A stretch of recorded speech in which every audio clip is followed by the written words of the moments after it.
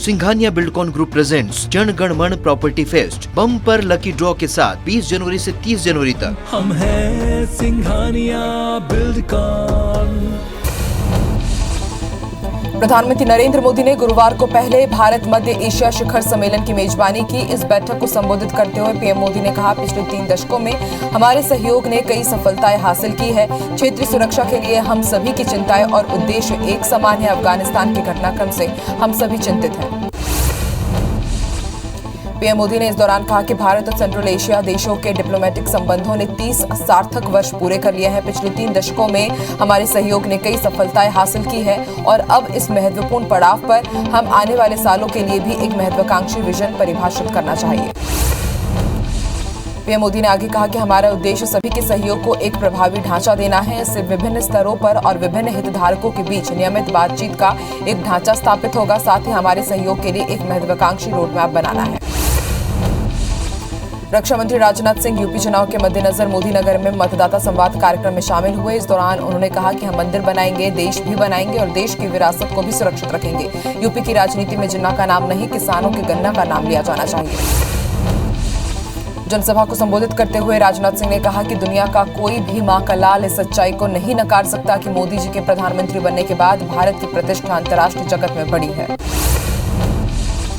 गृहमंत्री अमित शाह मथुरा में प्रभावी मतदाता संवाद कार्यक्रम में पहुंचे। इस दौरान उन्होंने कहा कि भाजपा की सरकार बनने से पहले यूपी की जनता ने सपा और बसपा की सरकारें देखी हैं। कभी किसी ने इस राज्य के विकास का नक्शा नहीं खींचा। बीजेपी की सरकार किसी जाति की नहीं बल्कि पूरे समाज की है। शाह ने कहा कि इस बार उत्तर प्रदेश में चुनाव को विधायक के चुनाव की तरह मत समझिए, किसी के मंत्री और मुख्यमंत्री बनने का चुनाव मत समझिए। उत्तर प्रदेश का चुनाव भारत के भाग्य का निर्णय करने वाला चुनाव है। भाजपा ने आगामी पंजाब चुनाव साल 2022 के लिए 27 उम्मीदवारों की लिस्ट जारी कर दी है। लिस्ट के मुताबिक फतेह सिंह बाजवा बटाला से तो वहीं विजय सांपला फगवाड़ा से चुनाव लड़ेंगे।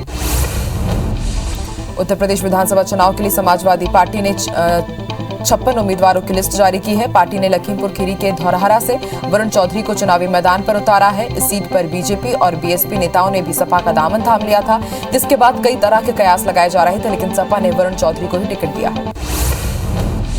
बहुजन समाज पार्टी ने भी तीसरे चरण के लिए 53 उम्मीदवारों की सूची जारी कर दी है। इससे पहले बीएसपी प्रमुख मायावती ने दूसरे चरण के 51 उम्मीदवारों की लिस्ट जारी की थी। बीजेपी प्रमुख मायावती ने इस बार चुनाव के लिए नारा दिया है, हर पोलिंग बूथ को जिताना है, बीजेपी को सत्ता में लाना है। सीएम भूपेश बघेल यूपी के आगरा में चुनावी सभा के लिए रवाना हुए। उन्होंने रवाना होने से पहले कहा कि बीजेपी धर्म और समाजवादी पार्टी जाति के आधार पर चुनाव लड़ रही है, जबकि कांग्रेस पार्टी मुद्दों के आधार पर चुनाव लड़ रही है। साथ ही उन्होंने कांग्रेस छोड़कर बीजेपी में गए पूर्व केंद्रीय मंत्री और कांग्रेस के बड़े नेता आरपीएन सिंह को भी शुभकामनाएं दी। बीजेपी के बूथ विस्तारक अभियान के तहत आज ग्वालियर में केंद्रीय मंत्री ज्योतिरादित्य सिंधिया ने विधानसभा के 4 मंडलों के बूथ कार्यकर्ताओं की बैठक ली। सिंधिया सबसे पहले दौलतगंज के राम नारायण धर्मशाला पहुंचे और बूथ विस्तारक कार्यक्रम में उन्होंने हिस्सा लिया। गुना सांसद केपी यादव के आरोपों पर केंद्रीय मंत्री ज्योतिरादित्य सिंधिया पहली बार मीडिया के सामने आए। सिंधिया ने कहा कि केपी यादव मेरे परिवार के सदस्य हैं, क्योंकि बीजेपी का हर कार्यकर्ता हमारा सदस्य है और हम सभी को एक दूसरे के साथ मिलकर काम करना चाहिए। उड्डयन मंत्री ज्योतिरादित्य सिंधिया पर ग्वालियर से कांग्रेस विधायक सतीश सिकरवार ने तंज कसा है। उन्होंने कहा कि सिंधिया कांग्रेस को खत्म नहीं कर रही है, बल्कि बीजेपी को खत्म कर रहे हैं। बीजेपी में लड़ाई अब असली बीजेपी और अवसरवादी बीजेपी के बीच है। मध्य प्रदेश में लंबे समय से प्रमोशन की राह देख रहे कर्मचारियों के प्रमोशन का रास्ता जल्द साफ हो सकता है। मध्य प्रदेश के करीब 4 लाख कर्मचारी बीते कई साल से पदोन्नति की राह देख रहे हैं। अब ऐसा लग रहा है इन कर्मचारियों का इंतजार खत्म होने जा रहा है। छत्तीसगढ़ विधानसभा के आगामी बजट सत्र में प्रश्नों की सूचनाएं ऑनलाइन ली जाएंगी। इसके लिए नया वेब एप्लीकेशन तैयार कराया जा रहा है, जिसके जरिए विधायक आसानी से ऑनलाइन प्रश्नों की सूचनाएं पेश कर सकेंगे। इसके लिए विधानसभा सचिवालय में शुक्रवार को ट्रेनिंग भी रखी गई, जिसमें विधायकों के साथ उनके निजी सहायक भी मौजूद रहेंगे। महात्मा गांधी पर आपत्तिजनक टिप्पणी करने वाले कालीचरण की रिहाई की मांग को लेकर नीलकंठ सेवा संस्थान समिति के पदाधिकारियों ने रायपुर के स्टेशन चौक पर धरना प्रदर्शन किया। धरने में बीजेपी नेता सच्चिदानंद उपासने भी शामिल हुए। रीवा जिले की जवा थाना क्षेत्र में एक शिव मंदिर में सो रहे पुजारी की हत्या कर दी गई। पुलिस के मुताबिक अज्ञात बदमाशों ने लूट के इरादे से मंदिर में प्रवेश किया और मंदिर के अंदर रखी पुजारी की पेटी का ताला तोड़ा। वहीं पेटी में कुछ नहीं मिलने पर बदमाशों ने धारदार हथियार से सेवक की हत्या कर दी।